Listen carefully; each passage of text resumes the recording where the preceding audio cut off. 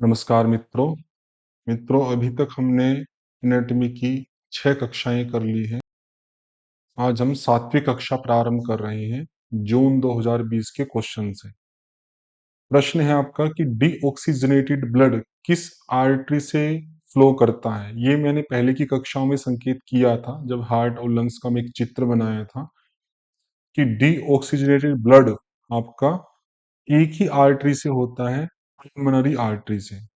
और ऐसे ही oxygenated blood किस वेन से होता? पल्मोनरी वेन से। सामान्यतया जितना भी आपका ऑक्सीजनेटेड ब्लड है वो सब आपका किससे जाता? आर्टरी से। और ऐसे ही जितना भी डीऑक्सीजनेटेड ब्लड है वो जाता वेन्स से।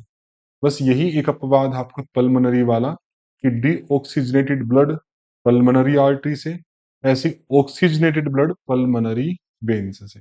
ये फैक्ट याद रखिएगा, कई बार आया है। वर्मीफॉर्म अपेंडिक्स किसकी अपवृद्धि है? ये भी मैंने आपको बताया था आपका कि ऐसे करके आपका जो मैंने बनाया था इंटेस्टाइन का, लार्ज इंटेस्टाइन का, यहाँ आपका स्मॉल इंटेस्टाइन थी, इससे जुड़ती तो सीकम का एरिया था। और सीकम का ही यहाँ फर्दर एक्सपेंशन जो था नीचे की तरफ, उसको हम बोलते हैं वर्मीफॉर्म अपेंडिक्स। तो डी ऑप्शन आपका हो जाएगा। राइबोफ्लेविन की कमी से कौन सा रोग होता है? ये पहले भी प्रश्न आया था, तब भी मैंने संकेत किया था। राइबोफ्लेविन को हम बी2 कहते हैं। एक तो ये याद रखें, बी2 मतलब राइबोफ्लेविन, बी1 में थियामिन, बी3 नियासिन। और उसकी कमी से कई रोग होते थे, जैसे स्किन ऑर्डर होता है, डिसऑर्डर है, या ज्यादा ब्लड बनना है आपका, या माउथ में या थ्रोट में पानी भरने से सूजन आना, एडिमा। और जो प्रसिद्ध था, जो पहली बार भी आया था आपका, एंगुलर स्टोमेटाइटिस, जो आपके माउथ के कॉर्नर के ऊपर जो लीजन्स हो जाते हैं उनको कहा जाता है। एक चिलोसिस था आपका, वो भी इसी राइबोफ्लेविन की कमी से था। जो पेलाग्रा होता है आपका, वो बी3 की कमी से है, नियासिन की कमी से। पेरिनीशियस जो अनीमिया है आपका, ये बी12 की कमी से होता है आपका, साइनोकोबालामिन। और उसी पेरिनीशियस अनीमिया को ही मेगालोब्लास्टिक अनीमिया भी कहा जाता है। ये क्वेश्चन भी आपका आ चुका है। ये दोनों सेम ही बात है और दोनों बी12 की कमी के कारण होते हैं। जो वॉलंटरी मसल्स हैं वो किस किस में पाई जाती है? तो इसमें एक कॉमन सेंस लगाओ। वॉलंटरी मतलब जिसको हम अपनी इच्छा के आधार पर मूव कर सकते हैं। तो देखो, क्या आपकी अपनी टंग को मूव कर सकते हैं? कर सकते हैं, तो जीभ हो गया। तो ए किस किस में है आपका? ए 3 में है। चलो और देखते हैं किस किस को आप मूव कर सकते हो। और है ईसोफेगस का प्रारंभिक भाग है, ईसोफेगस का पार्श्व भाग है। चलो नहीं पता, इसको छोड़ दो। फेरिंग्स, फेरिंग्स देखो, क्या इसको आप मूव कर सकते हो? फेरिंग्स को थ्रोट कहते हैं। गला निगलना करना, डिग्लूटेशन, उसमें फेरिंग्स का ही यूज होता है। इसको भी हम मूव कर सकते हैं। तो ए और डी, ए और डी दो में है, फर्स्ट में और उसमें। तो बी और सी में से आपको देखना कि कौन सा होगा। बी सी पे विचार करके देखो। ईसोफेगस जहां से भोजन आगे मूव करते हैं, उसका जो प्रारंभिक भाग है, जिसको हम लैरिंग्स के साथ भी आपका जो जुड़ा हुआ है, या फेरिंग्स के साथ, सॉरी लैरिंग्स तो उसमें है रेस्पिरेटरी में, फेरिंग्स के साथ जुड़ा हुआ, तो कुछ हिस्सा जो प्रारंभिक पार्ट है उसको हम वॉलंटरी मूव कर सकते हैं। लेकिन जो पोस्टीरियर पार्ट है, बाद का जो पार्ट आपका, उसको हम मूव नहीं कर सकते। तो ये दो तो सरलता से पता लग जाते। इसमें आपको कॉमन सेंस लगानी थी कि फेरिंग्स के साथ जुड़ा हुआ जो प्रारंभिक भाग है वही आपका हो सकता है जो हम मूव कर पाए। तो बी आप उसमें चूज करके A B D, fourth option आपका सही हो जाएगा। श्वसन केंद्र में तंत्रिका तंतुओं के विभिन्न समूह में अवस्थित होते हैं। तो जो आपका रेस्पिरेटरी सेंटर है, जो ब्रेन के अंदर पाया जाता है, वो कहाँ कहाँ पर? ये सिंपल क्वेश्चन पूछा है, ये पहले भी मैंने बताया था। रेस्पिरेटरी जो सेंटर है वो दो स्थानों पे है, एक पोन्स में है, एक मेडुला ओब्लंगाटा में है। पोन्स का तो मुख्यतः रेस्पिरेटरी में ही काम है। मेडुला का आपका रेस्पिरेटरी के साथ साथ में हार्ट पे भी वो कंट्रोलिंग करता है। दो है आपके यहाँ पर। तो ए और बी। सेरिबेलम है आपका, ये पोस्चर में काम करता है, पहले हमने पढ़ा ही था। मिड ब्रेन है, ये रिले सेंटर के रूप में काम करता है। तो फर्स्ट ऑप्शन आपका सही हो जाएगा। निम्न में से किस खाद्य पदार्थ में पॉली अनसैचुरेटेड फैटी एसिड पाया जाता है? फैटी एसिड दो प्रकार के होते हैं। एक है सैचुरेटेड। सैचुरेटेड का अभिप्राय है कि रूम टेम्परेचर पर जो सॉलिड फॉर्म में आ जाएगा वो सैचुरेटेड कहलाएगा। इसमें ज्यादातर एनिमल फैट आते हैं, घी, या घी से या दूध से बनी हुई जो भी आपकी वस्तुएं हैं, घी टाइप की हो गई, या बकरी का दूध, सबका मतलब एनिमल फैट जो आपके सैचुरेटेड में आते हैं। और अनसैचुरेटेड अपोजिट हो गया उसका, कि जो रूम टेम्परेचर पर लिक्विड फॉर्म में रहेगा उसको कहते हैं अनसैचुरेटेड। इसमें मेन प्लांट फैट आते हैं। लेकिन कुछ प्लांट फैट ऐसे हैं, जैसे कोकोनट का हो गया आपका, या पाम ऑयल हो गया आपका, नारियल का तेल आदि, या खजूर का तेल, ये आपके जम जाते हैं तो इनको सैचुरेटेड में लिया जाता है। बाकी लगभग सभी आपके जो प्लांट ऑयल्स हैं वे आपके अनसैचुरेटेड में आते हैं।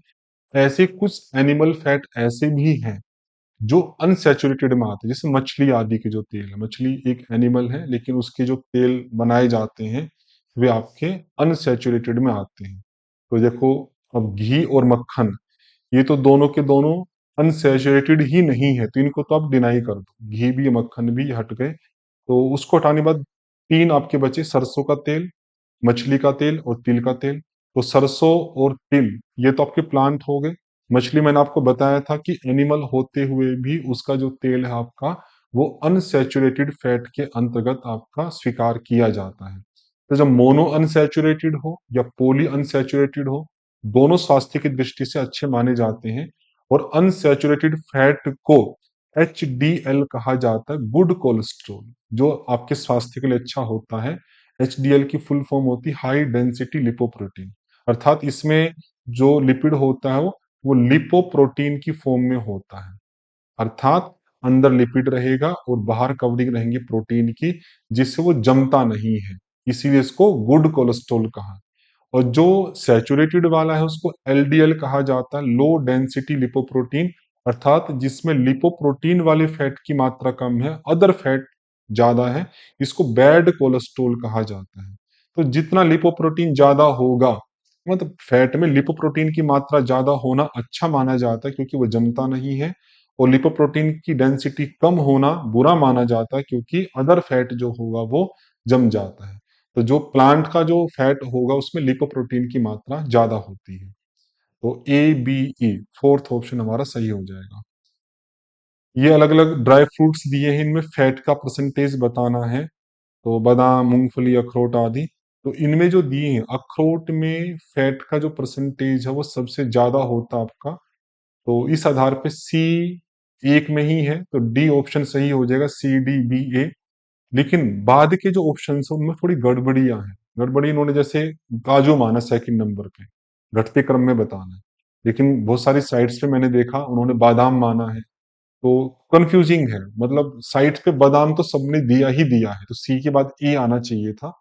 लेकिन जो भी स्थिति है, अब यहाँ पे सी में किसी को कंफ्यूजन नहीं है, सब मानते हैं अखरोट में सबसे ज्यादा होता है। तो कोई और बेटर ऑप्शन है नहीं, तो यही ऑप्शन आपका सही माना जाएगा। आप भी कोई ऑथेंटिक साइट अगर ऐसी मिले तो आप चेक कर लीजिएगा। मुझे तो यही अखरोट के बाद में बादाम आपका आना चाहिए था, काजू में सबसे कम हो।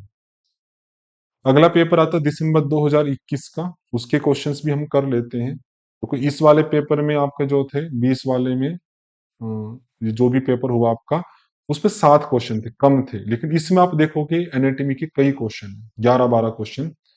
प्रोटीन में कितने प्रकार के अमीनो एसिड पाए जाते हैं? सामान्यतः हम पढ़ते हैं कि 20 अमीनो एसिड्स होते हैं आपके, जिसमें 9 होते हैं आपके एसेंशियल और 11 होते हैं आपके नॉन एसेंशियल। एसेंशियल मतलब जिसका शरीर स्वयं निर्माण नहीं कर सकता, बाहर के खाद्य पदार्थों से आपको इनकी पूर्ति करनी है।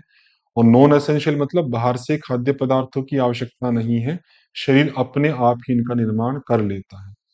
तो ज्यादातर तो यही मिलते हैं, लेकिन दो आपके रेयर अमीनो एसिड्स भी मिलते हैं जो कि जेनेटिक DNA के अंदर पाए जाते हैं। वे है सेलेनोसिस्टीन और पायरोलाइसिन। इनको भी याद रखिएगा, ये आपका 21वां है और ये आपका 22वां है। तो ऐसे मिला के 22 आपके अमीनो एसिड्स बनते हैं। अगर जो मुख्य पूछे तो 20 है, रेयर दो अगर आप जोड़ते हो तो टोटल 22 हो जाते हैं। तो फर्स्ट ऑप्शन आपका सही होगा, और ये भी है कि इसमें 20 दिया नहीं था, इसमें हमारे पास कोई और चॉइस बचती नहीं है, तो 22 ही चूज करना पड़ता है। कोशिका की खोज किसने की?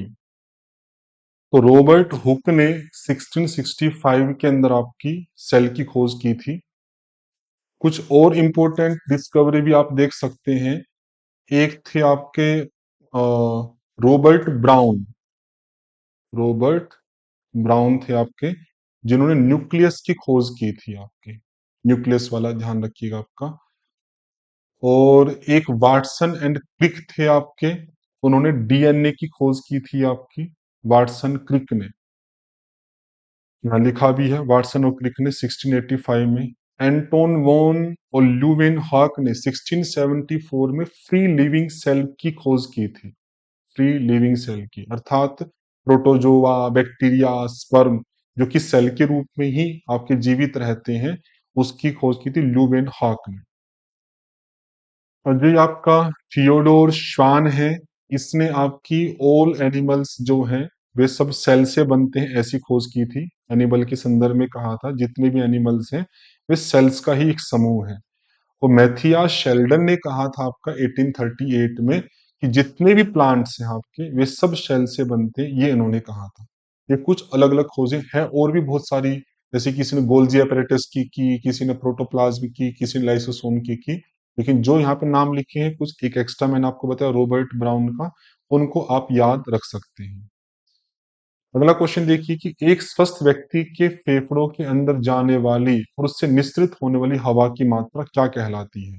उसको टाइडल वॉल्यूम कहते हैं। कि एक बार आपने श्वास ली और उसको श्वास को छोड़ा, इनहेल किया, एक्सहेल किया, तो इस पूरी मात्रा को, इनहेल एक्सहेल की जो मात्रा है आपकी, उसको क्या कहा जाता है? टाइडल वॉल्यूम कहा जाता है। तो ये ईच ब्रेथ के आधार पर आप देख सकते हैं, एक बार जो आपने श्वास ली और छोड़ी, उस दोनों को मिलाकर टाइडल वॉल्यूम, ये तो आंसर वो हो गया। अगर 1 मिनट के आधार पे देखो कि 1 मिनट में जितनी आपने श्वास ली और छोड़ी उसका वॉल्यूम देखो, तो उसको एमवी, माइन्यूट वेंटिलेशन कहा जाता है। बाकी बहुत सारी टर्म्स हैं इनके अंदर। अवशिष्ट वॉल्यूम, आपका रेजिडुअल वॉल्यूम इसको कहा जाता है, रेजिडुअल वॉल्यूम। ऐसे आपकी जीवनी क्षमता है आपकी, वाइटल कैपेसिटी इसको कहा जाता है, वाइटल कैपेसिटी। एक लंग कैपेसिटी आती है, टोटल लंग कैपेसिटी। तो इनमें कई सारे टर्म्स हैं, वो सारी मैं अभी नहीं बता रहा हूँ, आगे कोई प्रश्न आएगा तब आपको बताऊंगा। अभी आप टाइडल वॉल्यूम को और माइन्यूट वेंटिलेशन को आप समझ सकते हैं। अगला प्रश्न है एक्रोमेगाले क्या है, किसके अतिस्राव के कारण होती है? तो ये जो होती है ग्रोथ हार्मोन के एक्सेस सिक्रीशन के कारण होती है। ग्रोथ हार्मोन आपका पिट्यूटरी ग्लैंड से जुड़ा हुआ है, तो पिट्यूटरी ग्लैंड में एक नॉन कैंसरस ट्यूमर हो जाता है जिसको एडिनोमा कहा जाता है, एडिनोमा। ये एक ट्यूमर है, कैंसर का नहीं होता, कैंसर से अलग एक ट्यूमर है, एक प्रकार की गांठ आप कह दीजिए इस हिंदी भाषा में, पिट्यूटरी ग्लैंड के अंदर होता है। उसके कारण से कुछ ऐसा प्रभाव पड़ता है कि ग्रोथ हार्मोन जो है वो ज्यादा मात्रा में सिक्रीट होता है, जिससे शरीर आपका एक विकृत रूप में दिखाई देने लगता है, ज्यादा बड़ा, जिसको एक्रोमेगाले कहा जाता है। तो इसको ध्यान रखिएगा। अगला प्रश्न देखिए, the ability of a nerve fibre to transmit the impulse from the area of stimulation to other area. जैसे हमने देखा था कि दो प्रकार के सेल ऐसे मिलते हैं, एक मसल के सेल होते हैं, एक नर्व सेल, जिसमें इलेक्ट्रिक इम्पल्सिस आगे प्रोपोगेट हो सकती है। तो उस क्षमता के बारे में जानना चाह रहे हैं, नर्व का लिखा है इन्होंने, बाकी मसल फाइबर में भी हो सकता है। तो इम्पल्स जैसे आई, तो जहां से स्टिमुलेशन हुआ उससे आगे तक उसको ट्रांसमिट कर सके, इस योग्यता को क्या कहा जाता है आपका? तो कंडक्टिविटी, कंडक्ट करना, कि यहां से जो सिग्नल आए उस सिग्नल को आगे की तरफ भेज देना, उसको कंडक्टिविटी कहते हैं। इलास्टिसिटी होती है कि किसी चीज को हमने स्ट्रेच किया, स्ट्रेच करने के बाद जब छोड़ा तो दोबारा से अपनी सेम पोजीशन में पहुंच जाना, इसको कहते हैं इलास्टिसिटी। और कॉन्ट्रेक्टिबिलिटी, किसी मसल्स में कॉन्ट्रैक्शन, संकोचन करने की जो योग्यता होती है, उसको कॉन्ट्रेक्टिबिलिटी कहा जाता है। जैसे आप हाथ मोड़ते हो, पैर मोड़ते हो, ये मसल्स में कॉन्ट्रैक्शन हो रहा है, तो मसल में कॉन्ट्रैक्शन होने की योग्यता है, इसलिए उसको कॉन्ट्रेक्टिबिलिटी कहा जाता है।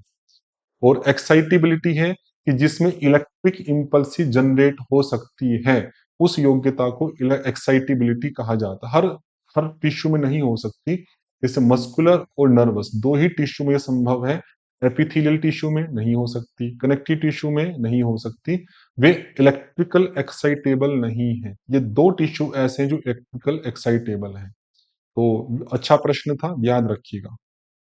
भोजन को निगलने में होने वाली असुविधा को क्या कहा जाता है? इसका तो सिंपल आंसर आप कह सकते हैं डिस्फेजिया। तो डिसफंक्शन, फेजिया मतलब आपका हो गया जो कि फेरिंग्स से जुड़ा हुआ था, निगलने में वही आपका मेन काम करता है। तो डिसफेजिया आपका आंसर बनेगा। बाकी औरों को भी आप देख सकते हैं क्या क्या उनका अर्थ होगा, और जो बीमारियां दी हैं। एक्लेसिया जो होता है, ये भी भोजन से संबंधित एक बीमारी है जो ईसोफेगस होती है। ईसोफेगस का जो लोअर भाग है, एक स्पिंक्टर होती है जो आने जाने को कंट्रोल करती है। तो वो स्फिंक्टर जो होती है वो रिलैक्स नहीं हो पाती प्रॉपरली, तो जो भोजन है आपका वो ईसोफेगस के अंदर रुकना शुरू हो जाता है, जिससे आपको निगलने में दिक्कत होगी। तो ये मुख्यतः निगलने की दिक्कत को तो डिस्फेजिया ही कहा जाता है। लेकिन एक्लेसिया जो कि ईसोफेगस से संबंधित दिक्कत है, उसका प्रभाव फिर डिस्फेजिया में आ सकता है, लेकिन मुख्य दिक्कत आपकी ये ईसोफेगस की स्फिंक्टर में है। और जो डिस्प्लेसिया है आपका, ये एक प्रकार की कैंसरस से पहले की स्थिति है, जिसमें आपके जो सेल्स हैं, टिश्यूज हैं, उनका एबनॉर्मल डेवलपमेंट होने लगता है, बहुत ज्यादा वे बढ़ने लगते हैं। उसको डिस्प्लेसिया कहा जाता है। उनकी शेप, उनका साइज, सब कुछ आपका डिसऑर्डर हो जाता है। और डिस्पनिया, यदि इसको डिस्पनिया भी कहा जाता है, डिस निया, निया मतलब श्वास लेना, डिस मतलब डिसफंक्शन। जब आपको श्वास लेने में डिस्कम्फर्ट हो, डिफिकल्टी हो, छोटे छोटे श्वास हो जाए आपके, उसको डिस्पनिया कहा जाता है। तो ये चार प्रकार के आपकी डिजीज है, आगे भी आ सकता है। यहाँ पे आपका डिस्फेजिया पूछा था। कुपोषण का गलती से डल गया, फिर भी देख लीजिए कुपोषण के क्या लक्षण है। कुपोषण मतलब अति पोषण, अत्यधिक पोषण होना भी हानिकारक है। अल्प पोषण भी हानिकारक है। असंतुलित इम्बैलेंस पोषण होना भी हानिकारक है। उचित तो अच्छा पोषण है, संतुलित भी अच्छा है, ये हटा दीजिए आपका। तो ए सी अर्थात थर्ड ऑप्शन आपका सही हो जाएगा। हड्डियों वाला फिर आ गया एक्सियल स्केलेटन की हड्डियां कौन सी है। तो जो हमारा स्केलेटन है उसको दो भागों में डिवाइड करते हैं, एक एक्सियल हो जाता है, एक अपेंडिकुलर हो जाता है। अपेंडिकुलर, एक्सेल स्केलेटल में तो आपका क्रेनियल बोन आ जाएंगी, फेशियल बोन आ जाएगी, एक हायोड बोन होती है वो आ जाएगी, कान वाली आ जाएंगी, ऑडिटरी वाली, वर्टिब्रे आ जाएगा आपका, और स्टर्नम और रिब्स आ जाएंगे। स्टर्नम और रिब्स, ये सब मिला के एक्सियल है। और हाथ पैर की जो हड्डियां हैं आपकी, और पेक्टोरल और पेल्विक गिल्डल की, कंधे की और हिप्स की, उन सबको अपेंडिकुलर कहा जाता है। तो एक्सियल में कौन कौन सी आ जाएगी आपकी, क्लेविकल अपेंडिकुलर है, वर्टिब्रे है आपकी, स्केपुला आपका ये भी अपेंडिकुलर है आपकी, क्योंकि ये कंधे की हड्डियों में आता है आपका। स्कल ये है आपकी, हायोडबोन ये है। तो तीन हड्डियां हैं आपकी जो एक्सियल में आएगी, बी, डी, ई।